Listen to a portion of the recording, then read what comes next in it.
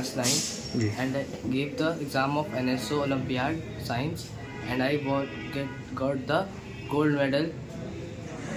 जिस तरह आपको गोल्ड मेडल मिला है, कितने दिनों का अभ्यास है और किस तरह आप तैयारियां करते हैं कि जो आज आपको गोल्ड मेडल के लायक चुना गया और सेकेंड अप राउंड में गए हैं, कितनी मेहनत रही है और सबसे बड़ा स्नेह किसका है जो सफलता आपने पाया है?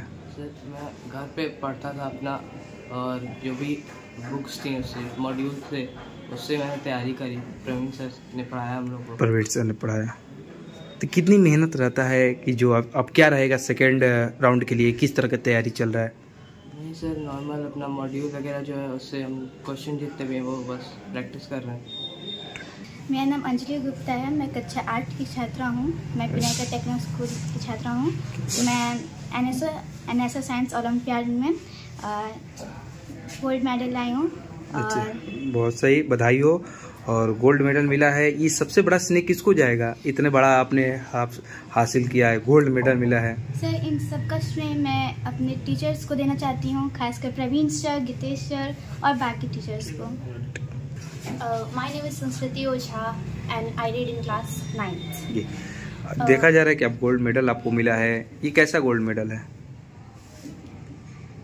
कितना मेहनत अगर बात की जाए तो ज़्यादा मेहनत की ज़रूरत नहीं पड़ी। अगर हमें जो क्लास में जैसा पढ़ाया जाता है उसके हिसाब से हमने दिया था एग्ज़ाम और क्वालिफाई कर लिया। और जैसे मॉड्यूल्स और हमारे जो मॉड्यूल्स होते हैं उसमें भी हाई लेवल के क्वेश्चंस होते हैं, तो उनको प्रैक्टिस करते हैं हम लोग। तो उससे हमने सारे जो भी क्वेश्चंस थे वैसे ही आए थे, सेम 1-2 क्वेश्चन थे जो थर्ड। अब आगे क्या रणनीति रहेगा? सेकेंड फेज में आप लोग चली गई हैं, फिर एग्जाम होगा सेकेंड फेज के लिए। हाँ, जैसे तैयारी कर रहे हैं वैसे ही करते रहेंगे, आगे देखते हैं क्या। Myself Naina Singh, I studied in class 10th in Pinnacle Techno School and I gave this NSO Science Olympiad and I won the gold medal. ये गोल्ड मेडल का सबसे बड़ा स्नेह किसको जाएगा? यहाँ के सारे टीचर को जो हमेशा हमें मेहनत के लिए आगे इंस्पिरेशन देते हैं और हमारे पेरेंट्स को। सर बता रहे हैं कि आप काफ़ी हर परीक्षाओं को क्वालिफाई करती रहती हैं, तो ये सबसे बड़ा ये चैलेंजिंग जो एक क्वालिफाई पेपर माना जाता है किसी भी चीज़ को पास करना, तो और भी अपने मित्र सहेलियों तक क्या संदेश रहेगा? किस तरह आप तैयारी करती हैं कि जो बच्चे सफलता नहीं पाते हैं वो भी सफलता पाएँ? जैसे पढ़ाई में कंसिस्टेंसी होनी चाहिए कि हम लगातार मेहनत करें, जिस रेगुलर तौर पे करें। हमें कोई मतलब पीछे नहीं हटना चाहिए कि हमेशा जिस तरह से कर रहे हैं उसी तरह से करना चाहिए। जी, मेरा नाम प्रवीण पांडे है and I am the director of Pinnacle Techno School Birwashram Ballia.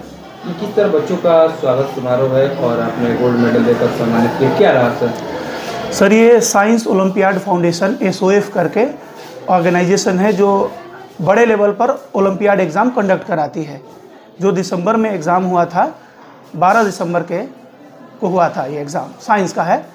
तो हमारे बच्चे अभी इस एग्ज़ाम में क्वालिफाई किए हैं। 9 स्टूडेंट गोल्ड मेडल पाए हुए हैं इसमें और सेकेंड स्टेज के लिए भी क्वालिफाइड है। मतलब 9 बच्चे आपके विद्यालय के क्वालिफाइड? हाँ, वो गोल्ड मेडल पाए हुए हैं और सेकेंड लेवल में भी वो जाने वाले हैं।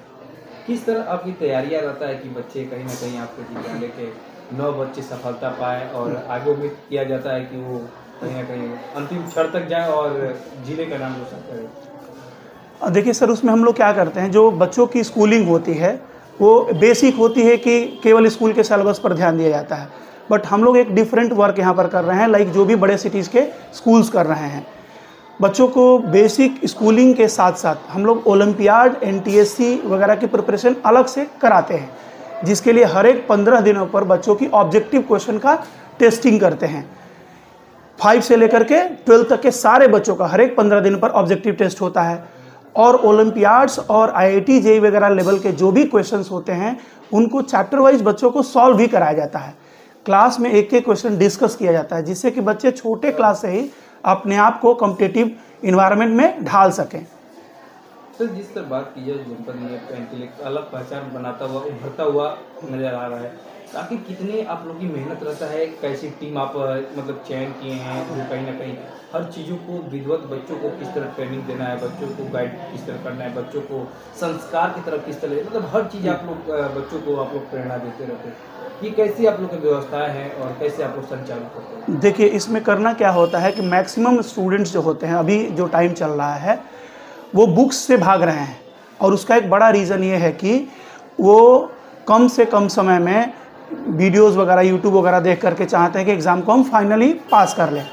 तो एग्जामिनेशन केवल बोर्ड एग्ज़ाम को पास करने से काम नहीं चलेगा। अगर आपको कंपटीशन निकालना है तो उसके लिए आपको बुक्स पढ़नी पड़ेंगी और काफ़ी बेसिक लेवल पर काम करना पड़ेगा। लाइक एक छोटे छोटे क्वेश्चंस, इवन नंबर अगर आप पढ़ रहे हो तो इवन नंबर के छोटे छोटे क्वेश्चंस काफ़ी डीप लेवल तक जा कर के समझना पड़ेगा। नंबर सिस्टम क्या है, फोर्स एग्जैक्टली क्या है, वो कैसे वर्क करता है, फ्रिक्शन कब हमारे मोशन का सपोर्ट करता है, कब अपोज करता है, ये सारी बातों को इन डेप्थ स्टडी करानी पड़ती है, जिसमें हमारे टीचर्स काफ़ी ट्रेंड होते हैं। अगर हम किसी नए भी टीचर को जोड़ते हैं तो जो सीनियर टीचर्स होते हैं उनको कुछ महीने पहले ट्रेन करते हैं कि how to teach and how to teach the in depth information, है ना, देना कैसे होता है। तब जाकर के बच्चे धीरे धीरे प्रिपेयर हो पाते हैं ओलंपियाड्स वगैरह के लिए। सर, लेकिन जिस तरह बात की जाए आधुनिक के युग में बच्चे कहीं ना कहीं शिक्षा के क्षेत्र से मानते हैं कि भटक रहे हैं, ऑनलाइन दुनिया में प्रवेश कर चुके हैं, लाइब्रेरी तमाम खुलती जा रही हैं, बच्चे वहाँ पे जाकर पता तो चलता है कि बच्चे लाइब्रेरी में जाते हैं, लेकिन ये नहीं पता है कि बच्चे लाइब्रेरी में क्या करते हैं।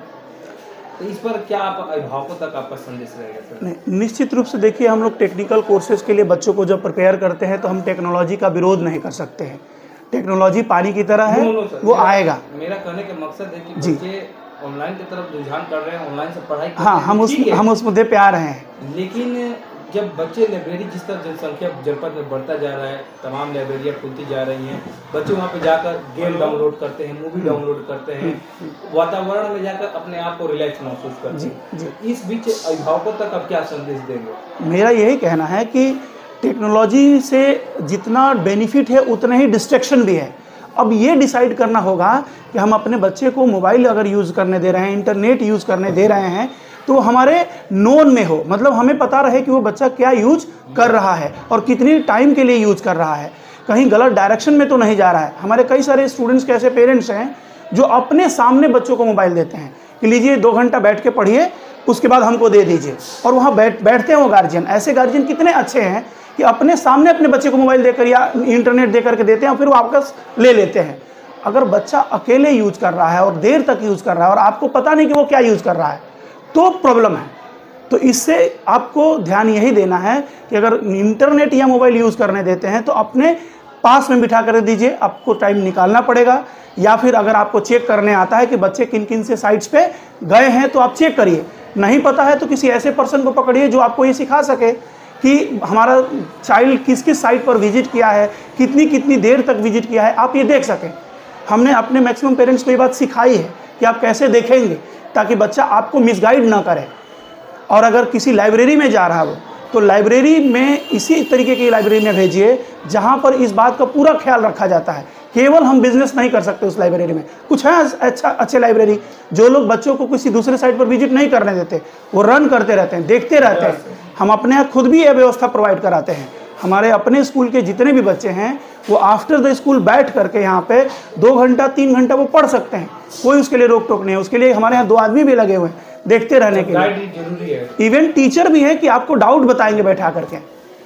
लेकिन सर अब लास्ट में एक सवाल आपसे बात करेंगे, जो भी बच्चे आपके 9 बच्चे गोल्ड मेडल पाए हैं और सेकंड चरण में प्रवेश कर चुके हैं, तो उनके उज्जवल भविष्य की कामना करते हुए आगे के लिए क्या शुभकामनाएं देंगे?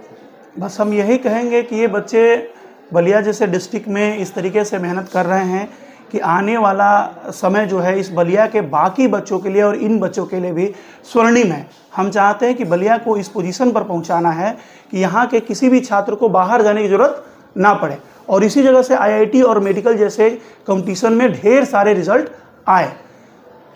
बहुत बहुत धन्यवाद सर।